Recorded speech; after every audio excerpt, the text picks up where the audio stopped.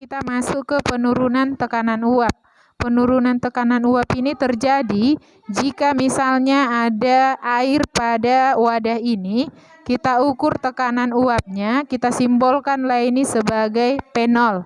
Kemudian pada air ini dimasukkan suatu zat terlarut. Kemudian kita ukur tekanannya kembali, maka disimbolkanlah ini sebagai P aksen.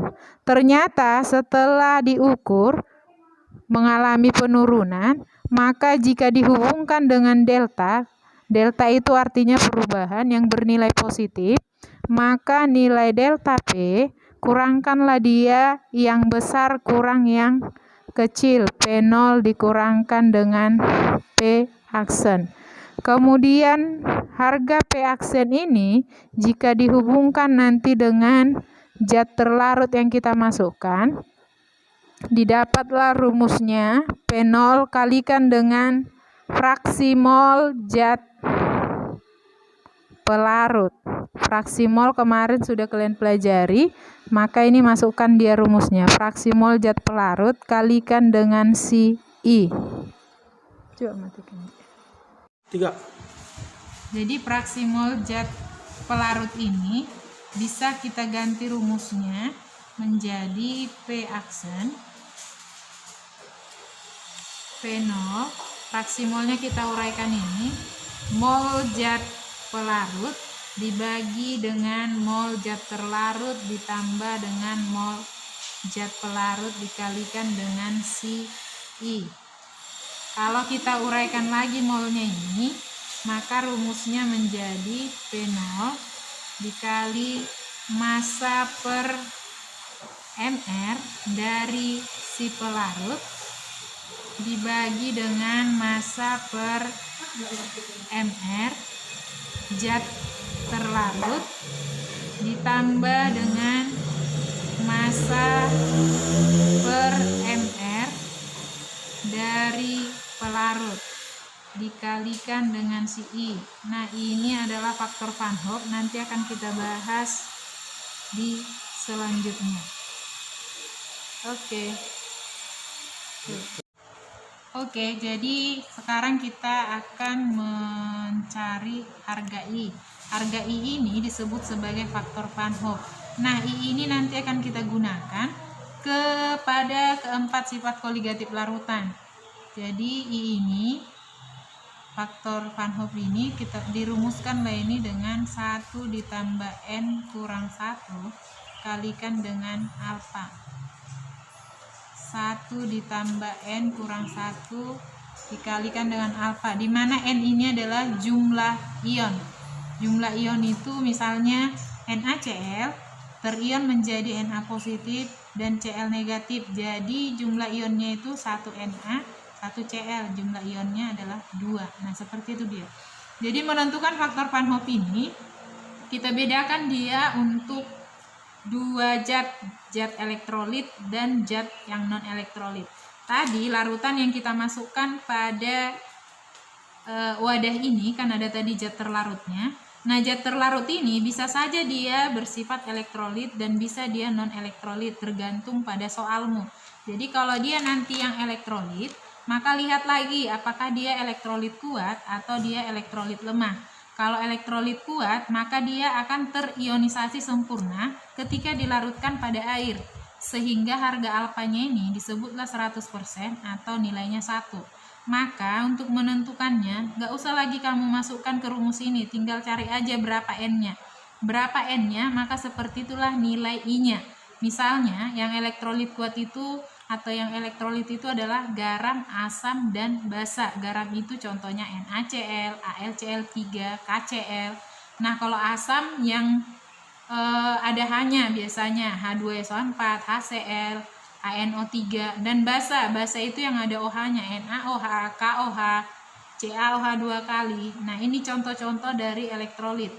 Jadi kalau misalnya ini seperti ini tadi sudah saya uraikan sebelumnya, diionkan dia, maka berapa jumlah ionnya? Si Na1, si Cl1, jumlah N-nya 2, maka I-nya itu adalah 2 karena dia elektrolit kuat, harga alfa 100% atau 1. Atau kalau kamu masukkan pun dia ke rumus ini, maka nilai dari si I-nya akan sama dengan jumlah si N-nya. Jadi ini cara cepatnya.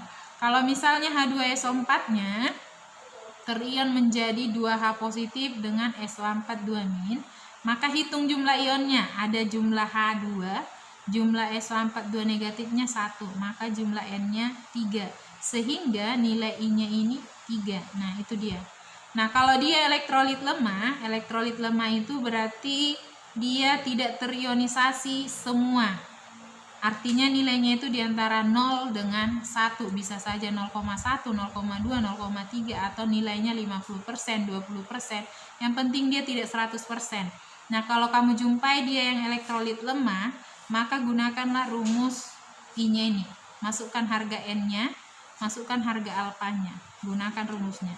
Nah, kalau kamu jumpai tadi zat non-elektrolitnya yang non-elektrolit, zat terlarutnya, maka zat non-elektrolit itu kan tidak terurai jika dilarutkan pada air atau harga alfanya nilainya 0.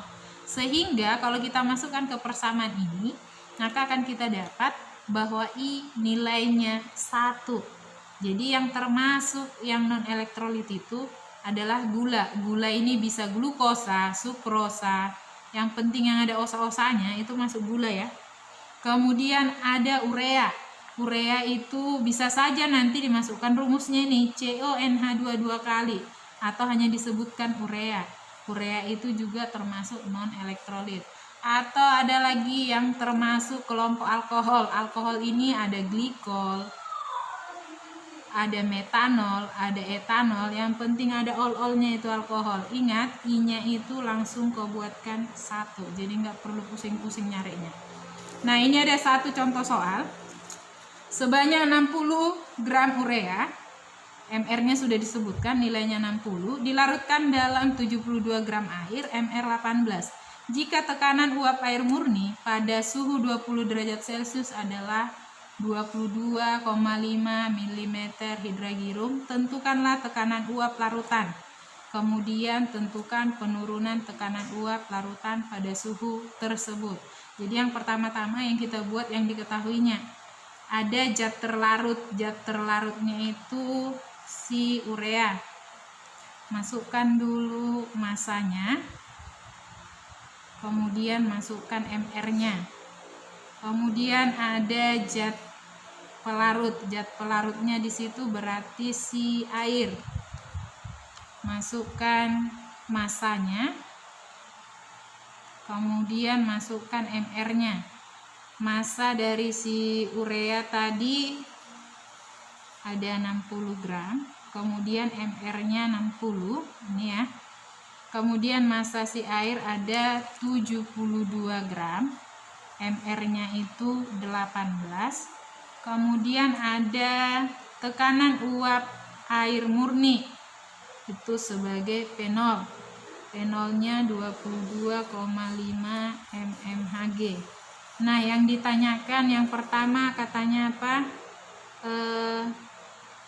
Tekanan uap larutan, berarti P aksennya. Tekanan uap larutan. Kemudian yang kedua penurunan tekanan uap. Penurunan berarti harga delta P-nya. Jadi masukkan rumusnya yang tadi sudah kita bahas, bahwa P aksen, P0 dikali massa per MR pelarut. Nah, kita selesaikan di sini. P aksen, P0 dikali massa per MR pelarut dibagi massa per MR zat terlarut ditambah massa per MR pelarut dikali dengan I. Nah, I-nya lupa tadi I-nya ya. I yang diketahui I karena yang dilarutkan itu adalah urea, berarti dia adalah non-elektrolit, maka I-nya adalah 1 ya. Kita masukkan P aksen. P0-nya tadi nilainya 22,5. Massa pelarutnya Massa pelarut ada 72 ya. 72 massa air per 18. Kemudian massa per mR dari zat terlarut 60. Yang ini ya ureanya, per mR dari urea 60 ditambah 72 per 18 kalikan dengan 1. Maka P aksen 22,5 72 bagi 18 72 bagi 18 3, 6, 4. Di sini 1 ditambah 4 kali 1.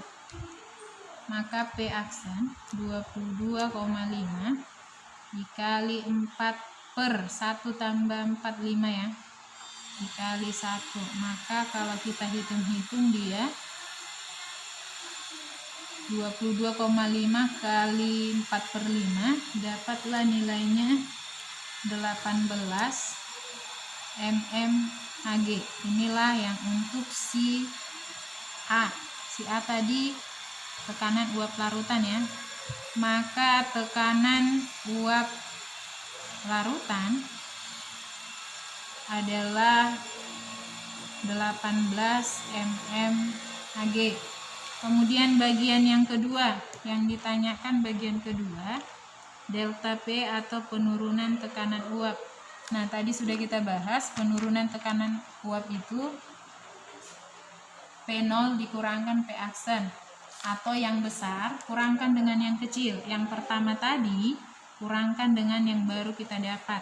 P0 nya tadi 22,5 kurangkan dengan 18, maka delta P nya bernilai 4,5 mmHg. Jadi ini kesimpulannya, bahwa penurunan tekanan uap larutan adalah sebesar 4,5 mmHg. Oke, terima kasih.